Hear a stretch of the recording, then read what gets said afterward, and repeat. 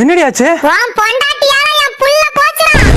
என்னடி பண்ண? யோ, அவதான் ஒரு பாம்பு கோழி குஞ்ச பிடிக்க பாக்குதுன்னு சொன்னா, அதான் ஒரு கீரையை பிடிச்சிட்டு வந்து விட்டேன். ஏண்டி, கீரை இருந்தும் பாம்பு கோழி குஞ்ச பிடிச்சுச்சா? பிடிச்சதே கீரி தாண்டி. நாய் குலைக்குதுன்னு பேய் கிட்ட போய் சொல்லிருக்கா. கீரி கோழி குஞ்ச பிடிக்குன்னு உனக்கு தெரியாதா? சரி விடியா, ஒரு பூனையை வச்சு கீரையை பிடிச்சுக்கலாம். அவளை போட்டு தள்ளுடா. யோ ஓனர, நைட் ஒரு கெட்ட கனவு கண்டயா? என்ன கனவுடா? ஆளே இல்லாத தீவுல நீ 5 பொண்ணுங்க கூட இருந்த. இதாடா கெட்ட கனவு? அப்புறம் என்னாச்சு? அலையாத ஓனர, அதுல நீ ஒரு பொண்ணுதான். ஏண்டி, கல்யாணம் ஆகி 3 வருஷம் ஆக போகுது, ஒரு நாளைக்காவது நல்லா சமைச்சிருக்கியாடி? அது ஒண்ணும் இல்லையா, எங்க வீட்ல அடுப்பு கிழக்கோமா இருக்கும், உங்க வீட்ல மேற்கோமா இருக்கு, அதான் டேஸ்ட் வரல. என்னடி முட்டை போடாம சுத்திட்டு இருக்க?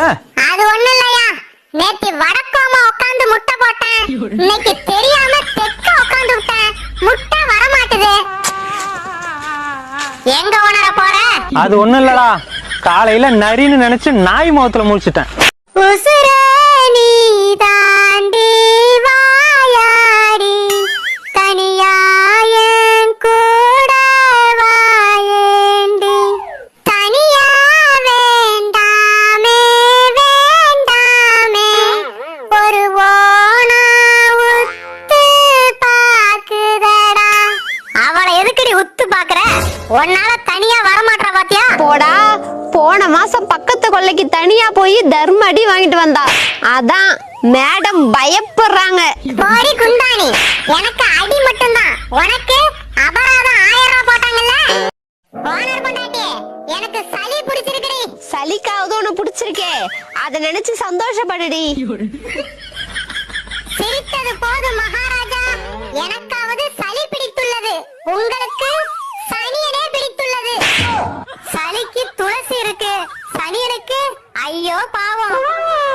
ஓனர் பொண்டாட்டி, முடியில பேன் அதிகமா இருக்குடி. அதிகமா இருந்தா குரங்கு கூட்டிட்டு வந்து பேனு பாருடி. சரிடி. ஓனரே, உன் பொண்டாட்டிக்கு தலையில பேனு பாரியா? எனக்கு எதுக்குடி? ஏன்னா உன் தலையில தாண்டி பேன் இருக்கு, பார்க்க சகிக்கல. சகிக்கலன்னா போய் சாவு. பாடி குந்தாணி, உன் மண்டையில மண்ணெண்ணெய் ஊத்தி கொளுத்த. தேன் பண்ண பாத்துருக்கேன், மீன் பண்ண பாத்துருக்கேன், இப்பதாண்டி உன் தலையில பேன் பண்ண பாக்குறேன். எங்கடி போயிட்டு வர?